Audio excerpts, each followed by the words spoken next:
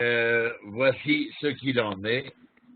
Voilà, j'éteins tous les bruits alentour. Donc, dans ce premier chapitre d'aujourd'hui, qui est le chapitre 3 du prophète Amos, nous allons voir les différents versets qui apparaissent déjà pour l'instant devant vous. Le reste, je continuerai oralement, c'est-à-dire par cœur, si jamais on n'a pas l'image des versets, mais je vous donnerai le numéro du verset, en tout cas, pour ceux qui ont la possibilité d'avoir un Tanakh, une Bible à côté d'eux. On dit à la nation juive d'écouter ce que Dieu a à dire à leur sujet. L'Éternel leur fait savoir, au verset 1, écoutez cette parole que prononce l'Éternel sur vous, enfants d'Israël, sur toute la famille que j'ai retirée du pays d'Égypte. Donc, encore une fois, la volonté divine de faire savoir qu'il est celui qui les a retirés des méandres de l'histoire, de la première histoire concentrationnaire des pérégrinations d'Israël. Et il dit, la voici. Au verset 2, c'est vous seul que j'ai distingué entre toutes les familles de la terre, c'est pourquoi je vous demande compte de toutes vos fautes. Donc il les fait sortir d'Égypte en disant qu'il les aimait, plus que toutes les autres nations, nous l'avons déjà vu, mais que les enfants d'Israël, par leur rébellion, eh bien, la révolte contre la parole divine, la parole de l'Éternel, va entraîner ce que nous connaissons en Égypte, comme quoi 4/5 des enfants d'Israël périront dans la deuxième plaie de l'obscurité, ainsi que nous explique Rashi, afin que qu'il n'y ait pas de profanation du nom divin, au vu et au su qu'alors qu'il est proposé la sortie d'Égypte, c'est-à-dire la libération des camps, 4/5 disent non, nous aimons notre maître et nous restons là où nous sommes. Essayez d'imaginer ce genre de propos il y a 75 ans. De quoi s'arracher les cheveux. Eh bien, 4/5, ça représente plusieurs millions de personnes, décident de rester en Égypte et vont disparaître dans les méandres les plus obscurs de l'Égypte. Donc il y a bien entendu un prix à payer aux décisions que l'on prend face à l'histoire qui se présente. Et Amos va poser maintenant une série de questions rhétoriques qui mènent à une seule et même réflexion. Vous avez quelques exemples devant vous au verset 3, 4 et 5. Deux hommes marchent-ils de concert s'ils ne se sont pas entendus d'avance? Tel que moi je l'ai écrit, si deux personnes marchent ensemble, il est clair qu'elles sont certainement de connivence. Et il n'y a aucun sous-entendu péjoratif dans connivence. Au verset 4, le prophète pose la question. Le lion rugit-il dans la forêt s'il ne tient une proie? Le lionceau grince-t-il du fond de sa tanière s'il n'a fait une capture? C'est-à-dire qu'en clair, la question serait, le lion rugit-il quand il n'y a pas de proie, et un jeune lion se réjouit-il dans son repère s'il n'a rien capturé? Le passereau tomberait-il dans le piège dressé sur le sol si le piège l'attendait? Et le piège se soulèverait-il de terre, c'est-à-dire mis en fonction, s'il n'avait fait une prise? Dans un langage un peu plus simple, un oiseau vole-t-il dans un filet au sol sans quelque appât? Il faut bien qu'il y ait un appât pour qu'il soit pris dans le filet. Et deuxièmement, est-ce que le filet saute du sol à moins qu'il y ait quelque chose qui s'accroche? Et puis au verset, vous ne l'avez pas pour l'instant, je ne sais pas si on l'aura, en tout cas, au verset 6, un chauffard peut-il être soufflé dans une ville sans inquiéter les gens? Et donc le point ici, le nœud gordien de l'histoire, est-ce que, et posons la question parce qu'elle est posée dans le texte, ah ben voilà, c'est passé. La trompette sonnerait-elle dans une ville sans mettre le peuple en émoi? Un malheur atteindrait-il la cité si l'Éternel en était l'auteur? C'est de cela dont il est question. Ainsi le Seigneur, au verset 7, n'accomplit rien qu'il n'ait révélé son dessein à ses serviteurs les prophètes. Mais avec le verset 6, je voulais rajouter, est-ce que quelque chose de mauvais peut se produire si Dieu ne le veut pas? Mais si Dieu le veut, comme nous avons l'habitude de le dire, c'est qu'il y a certainement un dessein EIN, bien entendu.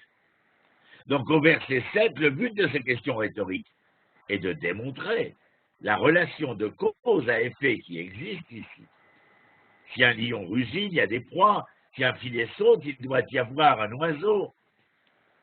Et si les Hébreux sont condamnés, c'est à cause de leurs erreurs, de leurs fautes, de leurs péchés, comme nous dirions. Car les événements ne se produisent pas par hasard. C'est ce que veut nous faire entendre le texte. Au verset 8, le lion a rugi, qui n'aurait peur, le Seigneur Dieu a parlé, qui ne prophétiserait. En fin de compte, on vient nous dire, Dieu ne prend pas ses mesures sans d'abord envoyer un avertissement par ses prophètes. Rien ne survient soudainement. Nous devons avoir la capacité de pouvoir entendre et comprendre, c'est-à-dire d'analyser les réalités auxquelles nous sommes confrontés. Et en aucun cas nous suffire d'un simple survol superficiel de la réalité, aussi contemporaine soit-elle pour nous, sans avoir une capacité à nous introduire et à opérer de l'intérieur. Maintenant que le lion, disons Dieu, a réussi, c'est-à-dire envoyé un prophète, dites-moi, comment le destinataire du message ne peut-il prendre peur ou avoir crainte? Qui pourrait empêcher un prophète de livrer son message?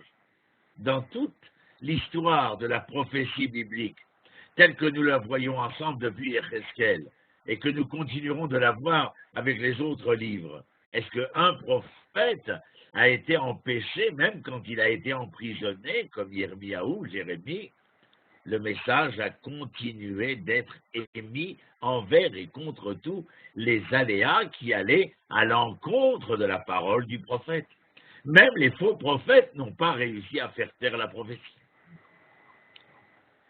Au verset 9, l'annonce aux Philistins, aux Égyptiens, de se rassembler sur les montagnes de Samarie. Pourquoi faire? Bien tout simplement de venir et de contempler ou d'observer, qu'ils puissent observer le chaos qui va entreprendre Israël. Dieu dit qu'ils ne savaient pas, au verset 10, voyons-le ensemble, ils ne savent pas agir avec droiture, dit l'Éternel. Ceux qui entassent dans leur palais les produits de la rapine et de l'oppression. Alors vous entendez ici une critique prophétique chez Amos qui est omniprésente continuellement contre le phénomène sociétal dépravé, fourvoyé, déplacé, contraire à la droiture et à la justice. Et au verset 11, bien dit le Seigneur, Dieu c'est l'ennemi, et bien dit le Seigneur, c'est l'ennemi. C'est-à-dire que ces Philistins, ces Égyptiens vont devenir l'ennemi d'Israël. Ils vont enserrer le pays, le dépouiller de sa puissance, et ses palais vont être, comment dit-on, eh bien, dépouillés. Alors Dieu a amené ses envahisseurs afin de les réduire, à la portion congrue, disons-le. On passe au verset 12, si vous voulez bien. Maintenant, est-ce que c'est moi qui ai la main? C'est possible. Oui, Ronnie, c'est toi qui as la main. Merci. Et j'ai que la cavode. J'ai que des êtres suprêmement intelligents techniquement. Et ainsi parle l'Éternel, de même que le berger n'arrache de la gueule du lion que de pattes, en vérité, une grande partie, ou bien un bout d'oreille. Ainsi seront sauvés les enfants d'Israël, qui, à Samarie, sont assis aux angles de délier sur des tapis de Damas. En clair, qu'est-ce que veut dire ce verset? Quand un mouton est broyé par un lion, eh bien, parfois, le berger réussit à sauver une grande partie de jambe, parfois une infime partie, un bout d'oreille, un petit morceau. Quelle est la métaphore? Oh!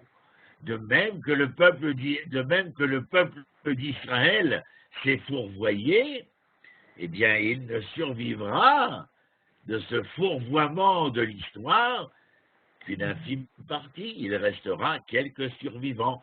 Je vous rappelais il y a un instant, 4/5 du peuple des Hébreux est resté en Égypte et a péri en Égypte. 1/5 est sorti d'Égypte. Et qui va être ce résiduel, en quelque sorte? Eh bien, il nous dit ceux qui sont, au verset 12, assis aux angles des lits et sur des tapis de Damas. J'ai bien envie de vous dire ceux qui sont alités avec la maladie ou par l'état de choc, la peur, eh bien, ils ne vont pas à la bataille, ces gens-là, et l'ennemi ne se soucie pas d'eux. Vouloir nous faire entendre que les survivants ne sont pas les combattants, mais un résiduel déjà d'une certaine manière considéré comme le résidu d'une société parce que malade, parce qu'handicapé, parce que je ne sais quel autre tare qui les empêcherait de pouvoir être les combattants, et la survivance d'Israël se ferait à travers ce qu'il reste d'Israël, c'est-à-dire ceux qui sont assis aux angles des lits sur des tapis de Damas. Ronnie, par rapport à ça, justement, aux 4/5 qui sont restés, j'ai entendu une fois Rav qui disait que il y avait un côté, les 4/5 c'était des Hébreux qui s'étaient fait un peu une situation en Égypte et qui avaient des choses à perdre. Et ceux qui sont partis, c'était vraiment les plus modestes. Sûr.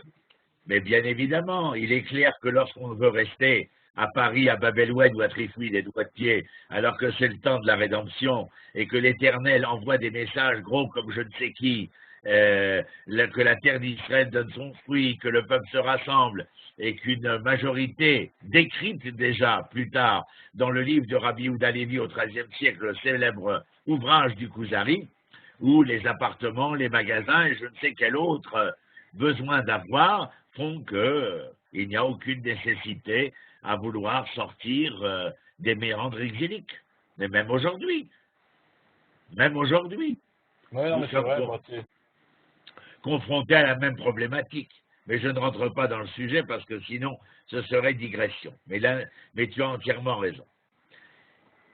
Et la dernière chose, au verset 14 de ce premier chapitre que nous étudions ce soir, chapitre 3, le jour où je punirai Israël pour ses péchés, je sémirai contre les autels de Bethel, les coins de l'autel seront abattus et tomberont à terre. Alors je ferai crouler le palais d'hiver sur le palais d'été, c'est-à-dire en fin de compte, l'hiver, les pluies, la neige, les intempéries s'abattront sur ce que nous considérons à travers l'été comme quelque chose de salvateur, de serein. Quel bonheur d'être en été. Eh bien voilà, je ferai crouler le palais d'hiver sur le palais d'été. Vous comprenez bien entendu le sens à travers ce que je viens d'expliquer. Les maisons d'ivoire, c'est-à-dire l'ivoire, la richesse que représente l'ivoire, eh bien seront ruinées. Et s'en sera fini, des habitations imposantes, dit l'Éternel. Voilà pour ce chapitre 3. Autre question à part Pascal? Je continue. Oui, moi je voulais te demander, tu as dit qu'ils ont disparu dans la deuxième plaie de l'obscurité, qu'est-ce que ça veut dire? Oui, et Rachid nous dit que les 3 jours qui ont envahi l'Égypte, où Israël était capable de voir encore, et que les Égyptiens ne percevaient plus rien, eh bien, comment dire, il y a eu, une certaine hégémonie qui s'est abattue sur l'Égypte, et Rachid nous dit que la plaie de l'obscurité s'est poursuivie, mais non pas concernant les Égyptiens, mais concernant ces Hébreux qui se refusaient à la délivrance, parce qu'aurait-il déclaré, c'est un traité du Talmud, dans le traité de Psachim, où il est dit « Ve'afti et Adoni, j'aime mon maître ». Alors si tu aimes ton maître, tu périras avec lui. Donc voilà, c'est une explication de Rachi, en clair, pour nous faire entendre, à mon humble avis, bien sûr, selon l'exégèse que je peux expliciter, il y a non seulement le maître égyptien, qui a été le barbare que l'on connaît, qui périt dans cette plaie de l'obscurité, mais tout celui qui a accepté ou le syndrome de Stockholm, de tomber amoureux de son maître conjuré, eh bien, périra avec lui. En clair, c'est de cela. D'accord, merci beaucoup. Je vous en prie, ma chère. Chapitre 4. Dieu parle maintenant aux femmes de Samarie. Écoutez cette parole, excusez-moi pour le terme, génisse de Bachan, c'est-à-dire génisse de Bachan, je vous dirais les vaches de Bachan. Les vaches à lait, dirait-on, sur la montagne de Samarie. Oh, mais ne prenez pas ça d'une manière péjorative, générale, qui sensibiliserait la gente féminine. Que nenni, mes amis, il n'en est pas question. Il est question de celle-ci. Regardez, vous qui opprimez les pauvres, écrasez les indigents, qui dites à vos maris, apportez que nous puissions boire. C'est-à-dire, comme je vous l'ai préparé, les femmes riches du royaume du Nord vont se livrer tout au long de leur journée à un comportement et une conduite de vaches de Bachan, c'est-à-dire de vaches à lait. Les femmes sont ici comme les moyens, les éléments médians de l'oppression des pauvres par leur mari. Elles font des demandes au mari, sachant très bien que la demande qui est la leur, la requête qui est la leur, eh bien, portera à conséquence laquelle opprimer le nécessiteux afin que son désir à elle, la vache, entre guillemets, soit assouvi. Et c'est dans ce sens que Amos emploie cette terminaison de génisse de Bachan, vivant sur la montagne de Samarie. Regardez le sens, vivant sur la montagne, comme si on n'avait pas de regard sur la vallée, on est sur la hauteur, on est enfermé, comment dire, dans son palais d'ivoire, comme nous parlions tout à l'heure, ne pouvant apprécier aucunement ce qui se passait dans les fermages chez nos vassaux. Alors, Dieu va déclarer ainsi. Le Seigneur Dieu l'a juré par sa sainteté, voici que des jours vont venir où l'on vous enlèvera, vous avec des harpons, et vos enfants avec des hameçons de pêche. Voilà, ça veut dire que vous, femmes, ces femmes de Samarie, et leurs filles seront kidnappées par les ennemis, elles seront pêchées par les ennemis, selon la métaphore utilisée ici, et vous vous échapperez par les brèches, chacune droit devant elle, et vous chercherez un refuge dans le Hermon, dit l'Éternel. Donc vous serez affolés, réduits à la fuite, en imaginant comment la fuite transformera vos visages, votre beauté et vos vêtements s'irissent en haillons. Et Dieu leur dit au verset 4, « Allez à Bethel, ce sera un péché de plus. Allez à Gilgal, ce sera un péché de plus encore. Qui avait-il à Bethel et à Gilgal?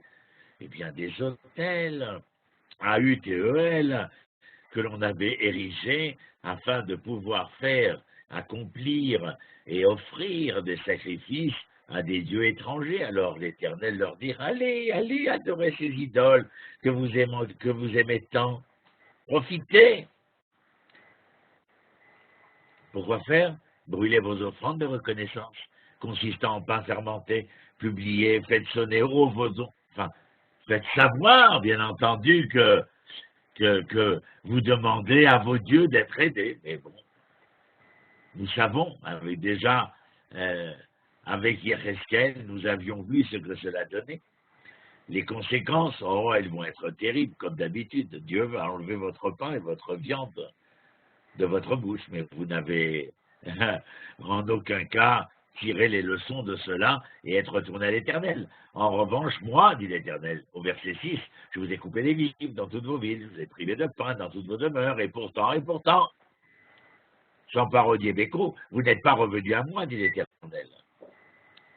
C'est moi aussi qui vous ai refusé la pluie, la moisson, j'ai fait pleuvoir. Enfin, et au verset 8, de la sorte, 2 ou 3 villes se sont rendus dans une autre ville, parce qu'on cherchait où est-ce que nous aurions à boire. Les gens de plusieurs villes iront de ci, de là, où on a entendu qu'il avait plu, mais en fin de compte, il n'y a nulle part assez d'eau pour pouvoir repaître leur soif, et peut-être même de l'eau pour arroser leurs champs. Mais ils ne se retournent pas contre l'Éternel, ils ne se retournent pas vers l'Éternel. Au contraire, ils se retournent contre l'Éternel en ne se retournant pas vers l'Éternel. Les cultures ont été détruites. Ah, j'ai perdu la main. Au verset 9, 10 et 11, eh bien, nous allons le voir. Je vous ai envoyé une véritable paix, j'ai fait périr vos jeunes gens, etc. Verset 11, j'ai opéré des ruines parmi vous, rappelant la catastrophe de Sodome et de Gomorrhe. Eh bien, verset 12, voici comment j'agirai avec toi, Israël. Et puisque je veux te traiter de la sorte, prépare-toi, Israël, à te présenter à ton Dieu. Car c'est lui qui a formé, au verset 13, les montagnes, et créé le vent, etc., etc. L'Éternel Tsébaoth, tel est son nom. Et les cultures ont été détruites. Le feu a entrepris les cultures. Les sauterelles ont envahi les champs, mais elles ne reviennent. Mais les enfants d'Israël ne reviennent toujours pas à Dieu. Il y a la peste, comme la peste en Égypte, qui va tuer les hommes et les bêtes. L'épée des ennemis, ils ne reviennent toujours pas. Finalement, Dieu va bouleverser la donne, en fin de compte. C'est-à-dire que les enfants d'Israël vont devoir, payer un prix aussi cher que Sodome et Gomorrhe. Mais il n'y a toujours pas, de volonté de revenir à l'Éternel. Le peuple refuse absolument de se tourner vers Dieu. Et s'il accomplit tout cela, alors il faut se préparer, comme nous l'avons expliqué précédemment, la relation de cause et d'effet. Car Dieu fait les montagnes et le vent, Dieu sait tout ce qu'une personne fait, il va tout raconter. Il fait l'aube pour les justes et la rend sombre pour les mécréants. Dieu est en fin de compte le plus élevé qui marche, vous voyez au verset 13, sur les hauteurs de la terre. Éternel Dieu Tsébaoth, tel est ton nom. Et vous voyez le chapitre 4, où on pourrait l'intituler comment certaines personnes, malgré l'événementiel devant lequel elles sont présentes, eh bien, ne prennent pas note de ce qui se passe, et ils ne prennent pas note, c'est-à-dire qu'ils n'en tirent aucune conclusion. Et nous passons au chapitre 5, bien entendu. Quelqu'un a une question, dites-le moi. Oui, Ronnie, tu nous as déjà enseigné que l'exil, c'était une mesure de protection pour préserver la pérennité du peuple hébreu. Quand Hachem envoyait le peuple en exil, c'était pour le préserver. Oui, écoute. Dans toutes ces épreuves, en fait, tout ce qui pourrait sembler au premier abord comme des punitions, c'est en fait juste des rappels, des rappels dans le but de cette préservation. Bois un peu d'eau, Pascal. Ouais. Donc oui, je disais, c'est toujours dans le but de préserver le peuple de la débauche, enfin de la perdition. Mais c'est ce que dira l'Éternel dans une autre prophétie, à savoir qu'il n'a aucune aspiration à détruire le fauteur. Il n'a qu'une seule aspiration, au retour du fauteur, c'est-à-dire à la remise en question, à la remise en cause que le fauteur devrait entreprendre, bien entendu. Il n'y a aucune volonté de détruire pour détruire, bien entendu. Il n'y a aucune volonté. Alors, je ne suis pas historien, mais je sais que après la Shoah, il y a énormément de Juifs qui ont disparu, entre guillemets, par assimilation, parce qu'ils ont tellement eu peur que ça recommence qu'ils ont préféré faire disparaître leur judaïté complètement. Donc, ils n'ont pas, comme dans la bosse, ils ont persisté dans leur choix, entre guillemets, de s'éloigner d'Hachem.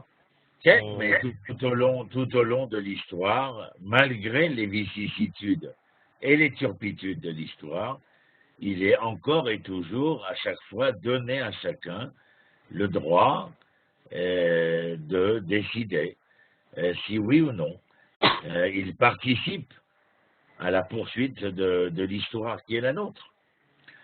Mais c'est tout au long de l'histoire, pas seulement après la Shoah, après la destruction du premier temple, du second temple, etc. Ceux qui décident de revenir après le décret Cyrus avec Ezra, Néhémia et Zorobabel, et ceux qui décideront de ne pas revenir, et on entendra à ce moment-là parler de cette fameuse histoire qu'on appelle Purim. On a l'impression véritablement de rejouer la même pièce sur la même scène. Oui, alors, avec... Et c'est cela qui me paraît le plus dramatique. Juste une dernière remarque, c'est que, d'après ce que j'ai compris, peut-être contrairement aux nations, d'ailleurs, je parle de choix individuel, mais j'avais compris, de toutes les études que j'ai pu faire, que le destin du peuple hébreu était à la fois collectif et transgénérationnel, c'est-à-dire qu'il y avait une interdépendance entre tous les membres, et que si une majorité fautait, les juifs trinquaient aussi d'une certaine façon. Donc Oui, on peut pas s'en laver les mains personnellement en disant moi ça m'intéresse pas, je m'en vais voilà vivre ailleurs. Et ça a des répercussions sur le reste du peuple en fait. Enfin, d'après ce que j'ai compris. Hein.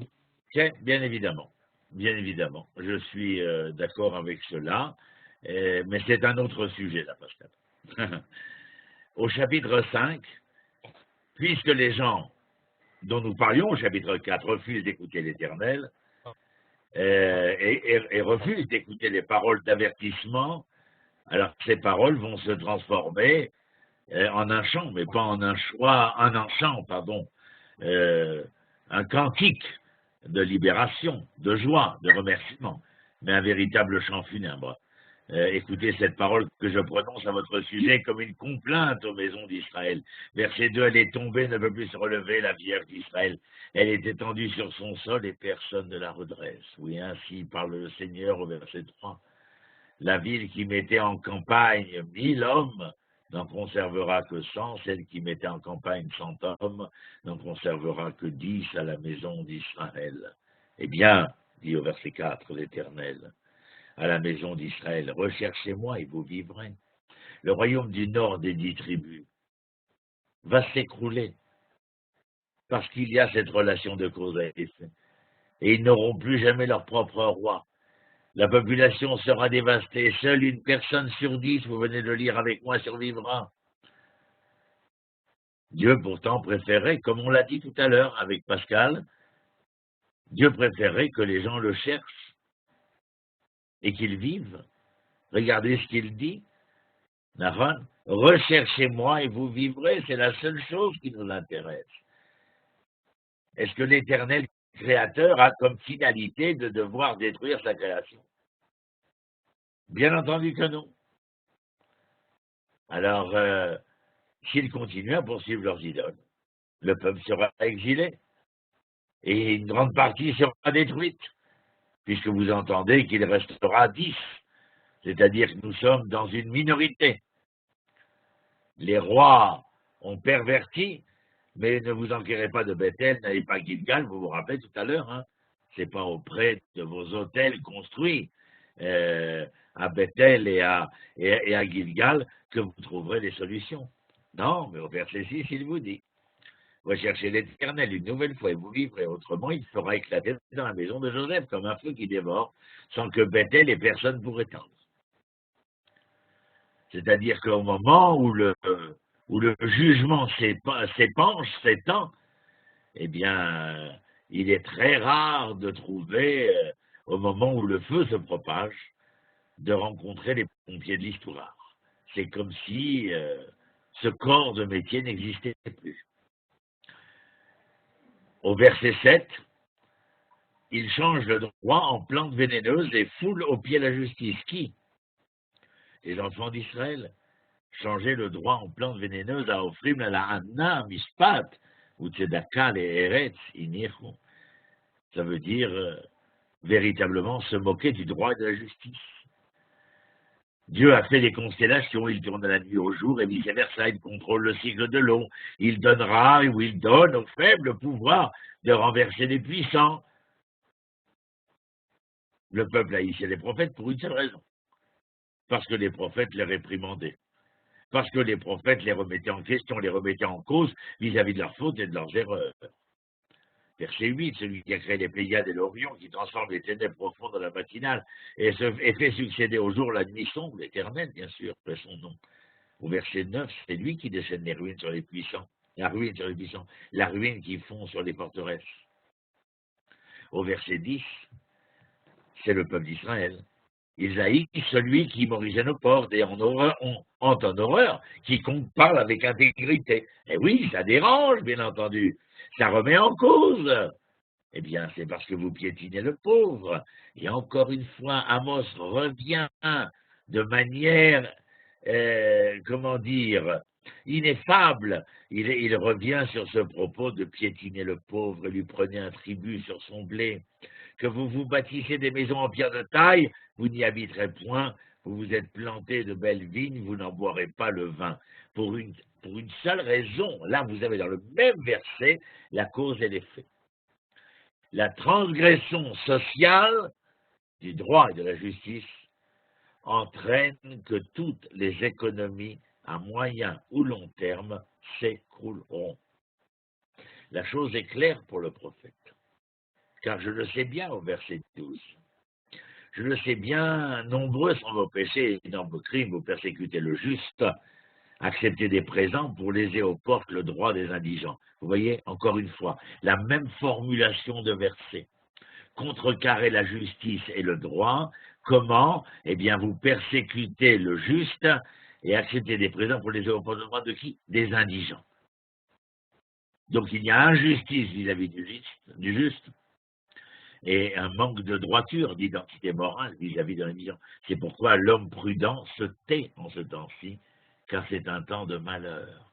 La reine Amaskil Be'etaï, idom, il est au garde à vous, il ne dit rien. Verset 13,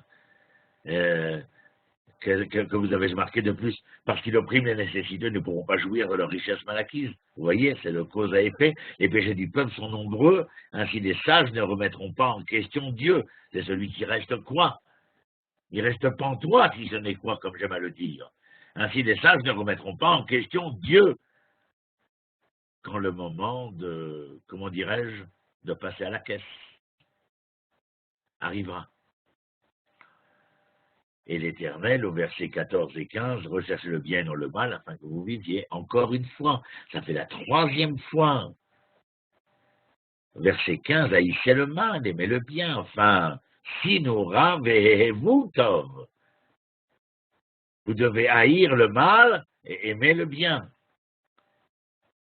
Ce n'est pas simplement d'haïr le mal, non. Il ne s'agit pas de ne pas faire.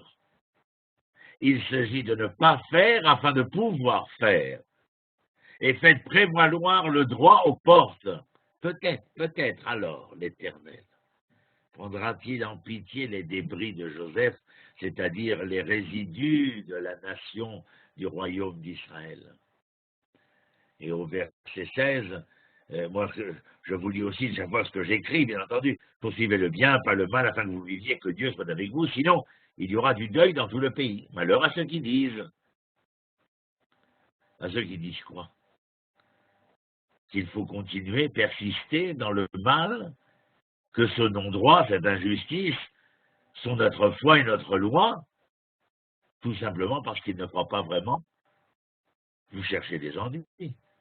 Mais si vous cherchez des ennuis, eh bien les ennuis vont vous trouver très tôt.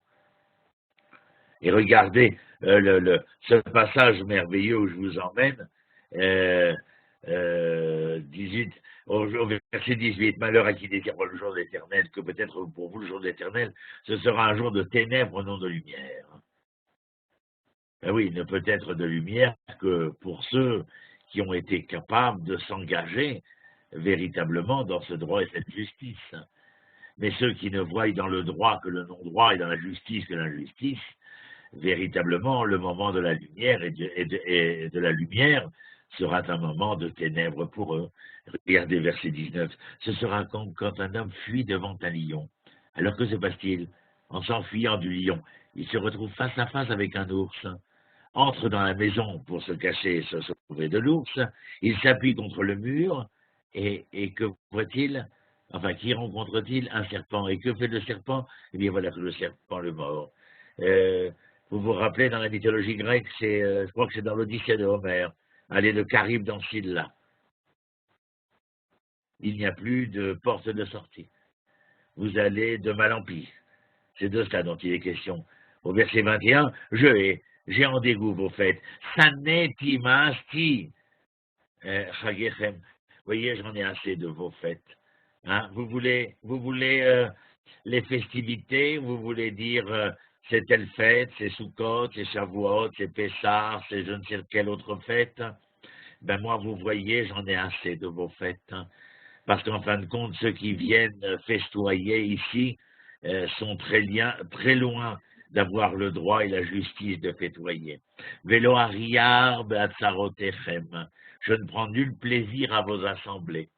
Vous voyez, vous pouvez aller à la synagogue, faire une jolie table à la maison, préparer des mets succulents. Je m'en fous complètement. Vous ne m'intéressez pas. Voilà. Vous pouvez aller, vous n'irez que dans des bâtisses qui sont construites de murs, vous vous mettrez à une table qui n'a aucun sens et vous mangerez des mets qui n'auront aucun goût, pour une simple raison, laquelle vous me dégoûtez. Verset 22, quand vous m'offrez des holocaustes et des oblations, des sacrifices, l'ORC, je n'en veux pas, je ne les agrée point. Veshelem mirechem lo habit, et je n'ai point de regard pour votre tribu d'animaux gras.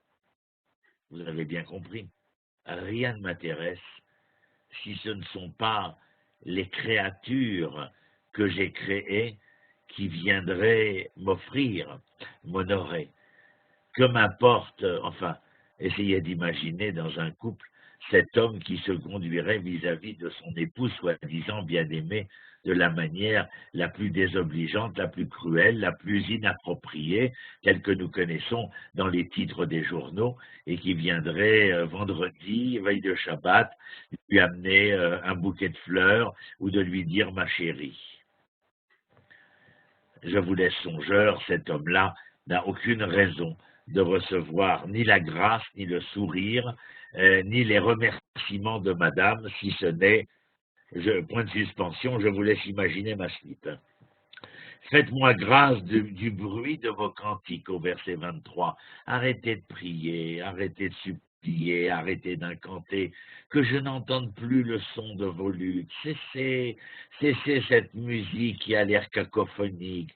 Cessez vos chants qui me paraissent tellement faux. Tartuffe que vous êtes. Ça, c'est moi qui rajoute, bien entendu. Et au verset 24, alors quoi? Eh bien, que le bon droit jaillisse comme l'eau. Vaigal kamahi mishpat. Que la justice jaillisse, et que le droit, le droit d'abord jaillisse, et que la justice puisse être comme un torrent qui ne tarit point. Au verset 25, c'est « Est-ce que je vous avais demandé des sacrifices pendant les 40 années où vous étiez dans le désert? Non, je ne vous ai rien demandé. Et maintenant, vous venez m'amener des sacrifices qui sont de véritables porte-à-faux, offerts par des tartuffes de l'histoire. Alors allez voir, vous emporterez 6 coups de votre roi, Kiyum, votre idole, l'étoile de votre Dieu que vous vous êtes confectionné. Allez, allez, bon vent, allez servir d'autres dieux. De toute manière, vous n'allez servir d'autres dieux que parce que vous êtes au service de l'étranger, de l'homme que vous êtes. Il faut s'abandonner à un oubli de soi probant pour pouvoir aller servir d'autres dieux. Car si vous étiez parti à la rencontre de vous-même, vous n'auriez pu que me rencontrer. Point barre pour le chapitre 5. Ça va? Ronnie, j'ai seulement une question ou une remarque. Je vous écoute. Est-ce qu'il est juste de dire qu'au fil du temps, la position de pouvoir rencontrer l'Éternel vraiment se durcira pour certaines personnes?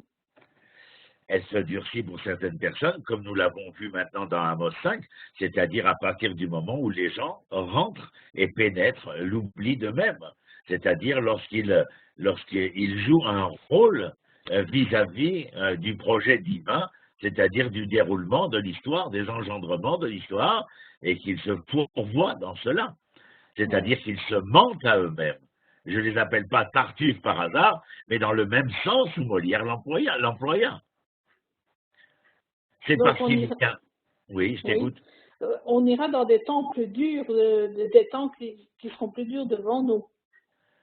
Je ne sais pas. Tu veux que je te dise, je ne sais pas s'ils sont plus durs. Mais en tout cas, il est évident que de la prophétie, telle que nous l'entendons, il y a une vérité qui doit être dite, un mensonge qui doit être refusé, un amour de l'Éternel qui doit être un amour de l'enseignement de l'Éternel, du projet de l'Éternel, et non pas le culte religieux d'un Dieu. Parce que même cela, de vouer un culte à Dieu, est une idolâtrie, puisque l'Éternel n'attend pas de l'homme que l'homme voue un culte à Dieu, mais que l'homme soit le témoin du projet de l'Éternel Dieu. C'est complètement différent. Et si l'homme s'oublie, que ce soit en Dieu, ou que ce soit au travers d'autres dieux, ou que ce soit à l'oubli de soi qui l'amènera à servir un autre Dieu, ou même à servir le Dieu d'Israël. Rendez-vous compte qu'il y a des hommes et des femmes de toutes les époques, et même aujourd'hui, qui sont tellement dans l'oubli ou dans le déni d'eux-mêmes qu'ils se consacrent corps et âme à l'Éternel. Cela s'appelle aussi de l'idolâtrie. Ok, merci beaucoup. Chapitre 6. Oui. Donc il faut être essentiellement dans l'action. Oui, dans l'action, mais où la première action est la capacité que nous aurions à partir à la rencontre de ce que nous sommes. Et s'il y a possibilité de rencontre avec l'être que je suis, c'est afin de pouvoir être ce que je pense, être ce que je dis, être ce que je fais. Et qu'il n'y ait pas d'ambiguïté dans la trilogie que je viens de citer. Ok. Malheur à vous, verset 1 du chapitre 6, qui vous croyez en sécurité à Sion. Et à vous, si plein de quiétude sur le mont de Samarie, qui formait l'élite de la première des nations, et attirez à vous la maison d'Israël. Qu'est-ce que dit Amos encore une fois? Il dit la même chose.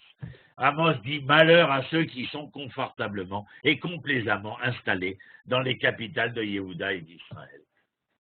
Moi, quand je lis ce verset du chapitre 6, verset 1 de Amos, j'ai le poil qui s'érisse. Parce qu'on a beau me promettre que ce retour-là, c'est le troisième retour, je reste toujours avec un point d'interrogation qui bat à la mesure des ventricules malades de mon cœur. Est-ce que nous ne risquons pas le pire, même aujourd'hui? La question reste posée pour moi. Je veux être persuadé que non, mais je reste avec ta question que peut-être, oui. Alors je dois être sur mes gardes. Parce que malheur à ceux qui sont confortablement, complaisamment installés dans les capitales de Yehuda et d'Israël, c'est-à-dire en clair qu'ils ne sont pas du tout émus, vous vous rappelez la montagne, le palais d'Ivoire, émus par, comment l'ai-je écrit, émus par le sort de leurs frères. Mais si vous n'êtes pas ému par le sort de votre frère, le sort de votre frère est une disposition de l'histoire de l'humanité exponentielle. Ça veut dire quoi? Ça veut dire que ce qui est aujourd'hui le malheur de votre frère, s'il n'est pas traité, il deviendra votre malheur. Verset 2, passez donc à Calné, regardez-le, rendez-vous à Hamat la Grande, c'est-à-dire, en clair, je vais vous dire ce que j'ai, allez voir les autres nations et voir si elles ont des choses mieux que vous, des territoires plus grands que vous. Et vous voyez, ces pays-là, Philistins comment dire, du nord d'Israël, arrivent à s'en sortir avec moins de richesses, moins de territoire. Eux ne se fourvoient pas. Vous vous rappelez tout à l'heure, on avait amené les Égyptiens et les Philistins à regarder le chaos d'Israël. Maintenant, on emmène Israël regarder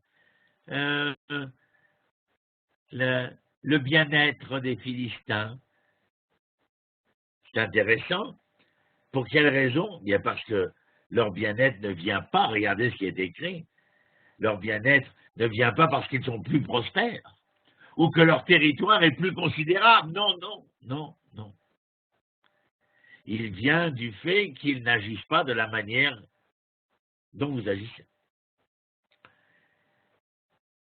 Alors pourquoi laissez-vous Dieu suivre les voies du jugement vous concernant? Il serait temps de se reprendre. Verset 4. Couchés sur des lits d'ivoire, étendus sur leur divan, nourris d'agneaux. Vous imaginez, on a parlé des vaches de Bachan, les vaches grasses, les vaches à lait. Alors, regardez ici le côté masculin, couché sur l'étendue, sur leur fredonnant au verset 5 au son du luth, comme David, inventant à leur usage des instruments de musique. Qu'est-ce que vous entendez? Oh, d'une manière très grossière, l'hédonisme dans son paroxysme. L'hédonisme, buvons, mangeons, profitons.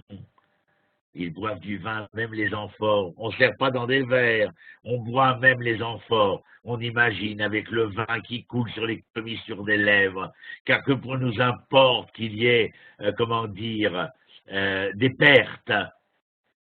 Nous sommes suffisamment riches pour nous offrir le droit de boire et de voir que, autant que nous buvons, autant s'écoule sur les parterres de nos palais, de notre histoire. Il se frotte d'huile de choix et ne s'afflige guère du désastre de Joseph. Le désastre de Joseph, c'est vos moyens pervers ne font que rapprocher le temps de la violence. Parce que les gens se livrent à tout luxe, toutes sortes de luxe, à tout plaisir physique. Je vous ai dit, un hédonisme exacerbé. On écoute des musiciens qui veulent se comparer au niveau instrumental avec David. Mais ils oublient que la musique de David était de servir Dieu, servir l'Éternel. Et eux ne pensent qu'à se divertir seulement. C'est-à-dire, la société du festif, comme écrivait un de mes chers auteurs qui s'appelle Philippe Muret. Festivus, pour ceux qui ont lu ce livre. La société du festif. Et, oui. Ronnie, si je peux me permettre une réflexion, alors, bon, j'y vais sur la pointe des pieds, mais ça me fait penser à l'actualité parce qu'on a une partie des Juifs de Tel Aviv qui vivent donc occidentales dans une des capitales, enfin dans une des villes les plus chères du monde, et qui pensent que les habitants du Judée-Samarie sont un obstacle à la paix et qui seraient prêts à les abandonner. Je vais juste essayer de donner une réponse succincte parce que je ne veux pas me laisser aller à la question que tu soulèves là, bien qu'elle soit intéressante. Je pense que il y a de part et d'autre des populations que tu as citées ici, une responsabilité partagée des uns vis-à-vis des autres. Et je crois que ici, ceux qui ont un idéal exacerbé en oublient ceux qu'ils considèrent comme n'en ayant pas, et ceux qui n'ont pas d'autre idéal que l'hédonisme qui est le leur, ne considèrent point ceux qui ont un idéal des plus spirituels. Donc tu vois, sans vouloir m'étaler, je dirais qu'il y a une responsabilité partagée et c'est celle que nous vivons dans ces semaines d'aujourd'hui. Merci. Alors, ce n'est pas tout à fait faux, mais pas non plus tout à fait vrai. Voilà. Alors, donc avec ces richesses, comme je vous l'ai dit, c'est la société du festif, ils ne sentent rien pour ceux qui sont dans la misère et la diligence. Alors, eh bien, je vous l'ai dit, ils seront eux-mêmes touchés parce que le malheur, parce que la disette, parce que la pauvreté, l'injustice, etc., portera à conséquence à moyen ou long terme.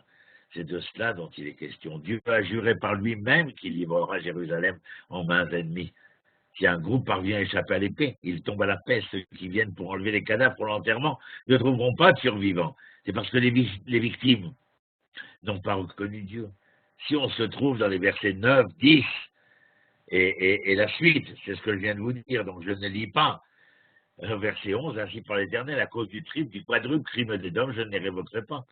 Parce qu'il a poursuivi son frère. Est-ce que nous sommes dans Amos? Je crois qu'on est dans un autre chapitre, voilà.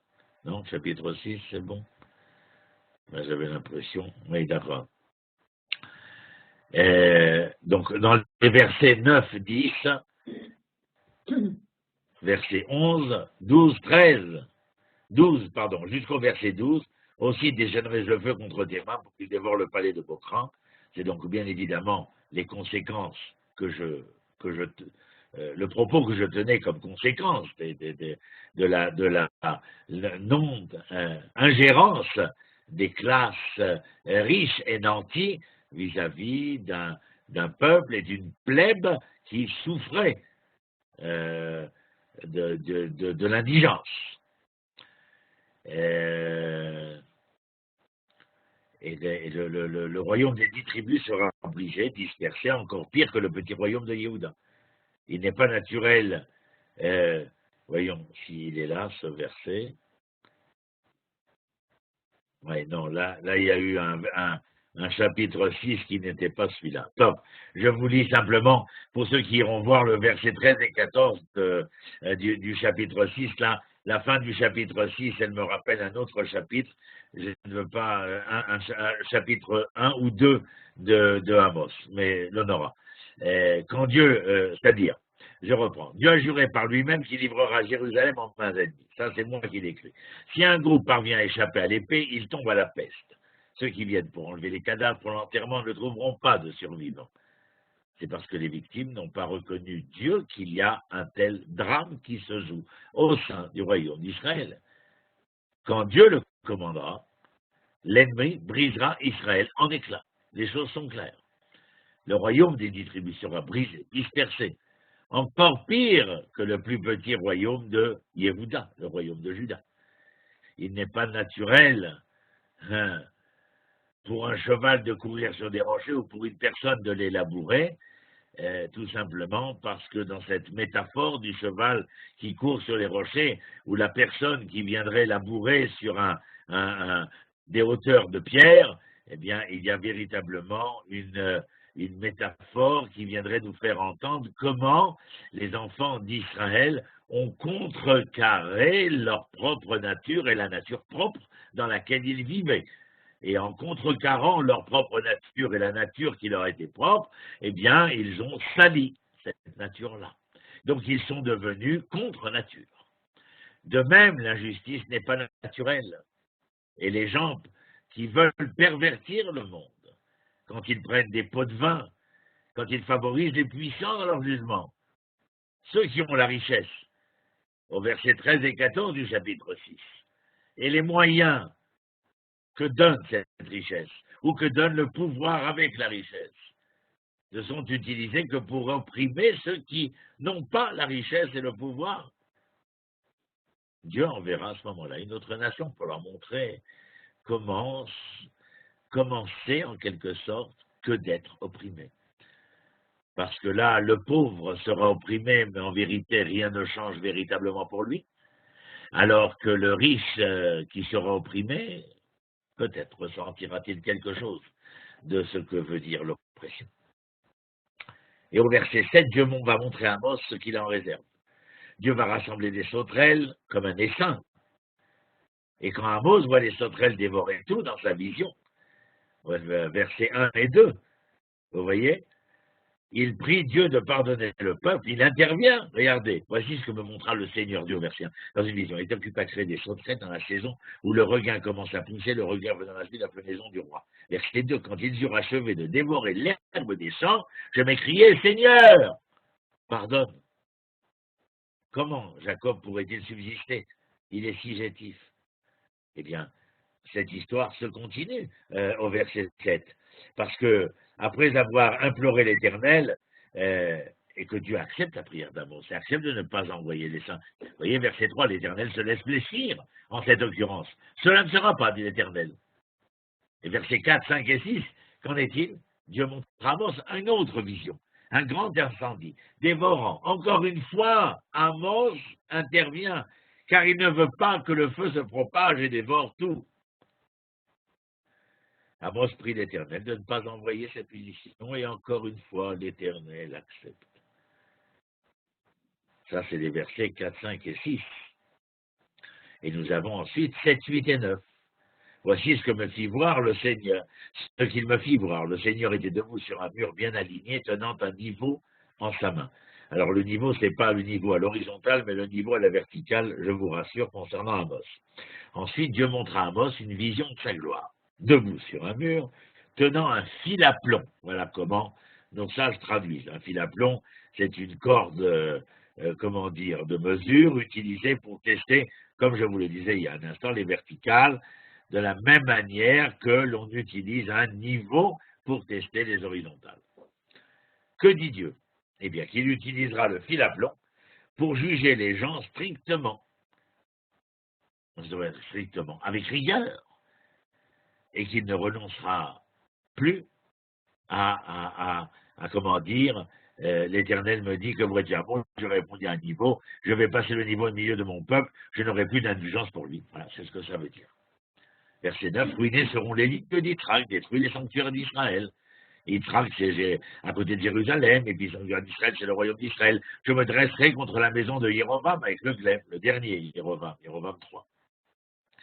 Alors vous voyez bien entendu que les agissements de l'Éternel seront faits, la justice de l'Éternel sera prononcée avec rigueur, il ne renoncera plus à ses punitions, la terre deviendra désolée, ruinée, et la dynastie de Jéroboam sera coupée, c'est-à-dire mise à bas. Amathia, au verset 10, le prêtre de l'idole de Bethel. Donc vous imaginez que ce n'est pas un prêtre, strictement cachère. Amathia, le prêtre de l'idole de Bethel, eut vent des prophéties de Amos. Donc il va se mettre en rapport avec Jéroboam, lui envoyer un télégramme ou je ne sais quel autre SMS pour lui faire savoir, voici ce qui se fait, voici ce qui se dit dans les chaumières avec ce prophète de malheur qui s'appelle Amos. Amathia va accuser Amos de trahison pour les choses qu'il a dit sur la nation. Versets 10 et 11. Alors Amathia, près de Bethel, envoya à Jéroboam, roi d'Israël, le message que Amos conspire contre toi en pleine maison d'Israël. Ce pays n'est pas en état de supporter tous ces discours. En vérité, vous entendez bien que celui qui supporte le moins ces discours, c'est le prêtre et non pas ce que prétend Amathia, qu'il est là pour défendre les intérêts du royaume d'Israël. D'un autre côté, au verset 12 et 13, alors, malgré conversion, vous voyez, voici ce qu'a dit Amos, Jéroboam périra par le glaive et Israël ira dans l'exil, chassé de son territoire. Le verset 12, puis Amathia dit à Amos, voyant, va-t'en, à toi de retourner dans la terre de Juda. Là, mange ton pain, et là, fais le prophète. En fin de compte, Amathia veut se débarrasser. Il avertit Amos de sortir de Bethel. Il joue sur les deux plans. Le plan de la réaction de Jéroboam et le fait que lui pousse Amos à sortir de Bethel, à retourner au territoire de Judée dont il est originaire. Et là, il pourrait, bien entendu, prophétiser sa prophétie comme il l'entendrait. Et Amos répond, écoutez bien, Amos répond à Amathia, je ne suis, dit-il, ni le prophète ni fils de prophète, je suis un simple pâtre et un pinceur de sycomore. Mais l'Éternel m'a pris de derrière le troupeau et il m'a dit, va prophétise à mon peuple d'Israël. Verset 16. Or maintenant, écoute la parole de l'Éternel. Tu dis, toi, tu n'as pas à prophétiser contre Israël ni à te répandre en discours contre la maison d'Israël. Eh bien, verset 17. Ainsi par l'Éternel, ta femme se prostituera dans la ville, tes fils et tes filles tomberont sous le glaive, ton domaine sera partagé en cordeau, tandis que toi, tu mourras sur un sol impur et qu'Israël ira en exil, chassé de son pays. Voilà. Alors, en fin de compte, je termine avec ce que moi, je voulais vous dire. Moi, à Amos, je possède des troupeaux, des bosquets, j'ai de l'argent. Vous vous rappelez, au tout début, je vous avais expliqué cela. Il a de l'argent, donc il ne fait pas cela pour gagner sa vie. Il le fait parce que Dieu lui a dit de le faire. Amathia ne peut pas intimider Amos de faire la volonté de Dieu. Amathia, comme vous l'entendez, essaie de faire taire le prophète de Dieu, des reproches à son peuple, et pour cela il sera puni. Vous l'avez entendu, il sera blessé, touché dans sa propre famille. Sa femme le trompera volontairement avec des soldats ennemis de la force d'invasion. Et ses enfants seront coupés par l'épée ennemie. Le territoire d'Amathia sera divisé par les envahisseurs et il mourra en captivité. C'est ainsi que se termine le chapitre 7. C'est ainsi que je termine mon cours ce soir, mais en vous disant qu'à travers tout ce que nous reconnaissons du message prophétique, vous devez retenir tous ces messages qui ont été nouveaux ce soir et qui nous entraînent, nous, aujourd'hui, dans notre réalité contemporaine, à plus de réflexion, à plus de remise en question, à plus de remise en cause. Pour la simple raison que nous voulons avoir connaissance et que nous voulons prendre conscience. Merci beaucoup. Si vos honneurs ont quelque chose à dire, c'est maintenant qu'il faut le dire. Oui, j'avais juste une réflexion tout à l'heure par rapport à ce que disait Jacqueline, aux questions que tu as posées par rapport à l'action et de pas tomber dans la religiosité, entre guillemets, dans l'attente de faire passer, entre guillemets, le service divin avant notre propre vie. Ça m'interpelle un peu par rapport à certaines tendances que je vois un peu partout, dans beaucoup de religions, d'ailleurs pas spécialement chez les Juifs. C'est de tout attendre du Messie, en fait. Absolument. Vous pouvez reprendre un peu ce qu'avait expliqué un cher auteur que j'aime beaucoup, qui s'appelle Frédéric Nietzsche, dans ce qu'on appelle l'amour fati, c'est-à-dire le fait de ne pas vivre dans la nostalgie, de ne pas vivre dans le seul espoir, mais être capable de tirer les leçons du passé pour un idéal probant, et dans la symbiose des deux, de réaliser un présent pour lequel nous vivons. Un autre monsieur que vous devez connaître avait cette phrase merveilleuse que j'ai beaucoup aimée, et monsieur André Comte-Sponville. Il avait déclaré à propos de Nietzsche qu'il faudrait aimer un peu moins, aimer hier un peu moins, aimer demain un peu moins, mais aimer aujourd'hui beaucoup plus. Voilà. Vous voyez, on part aussi sur des grandes questions de philosophie, mais je crois que les prophètes nous interpellent véritablement à la philosophie de la vie. Merci, René. J'ai été heureux de vous voir encore et toujours ce soir. Et je suis vraiment à chaque fois ému de nouveau, et puis surtout de voir à l'allure à laquelle nous avançons et découvrons ces prophètes qui défilent sous nos yeux et qui nous donnent un enseignement, je pense, des plus probants quant à notre devenir et à nos lendemains qu'on espère enchanteurs. Merci, René. Passez un bon Shabbat, une bonne fin de semaine, une bonne fête de Hanouka, et que ces lumières puissent éclairer les aveugles. Amen. Amen. Shalom, shalom tout le monde. Au revoir. Au revoir. Au revoir. Shabbat shalom. Salam, salam.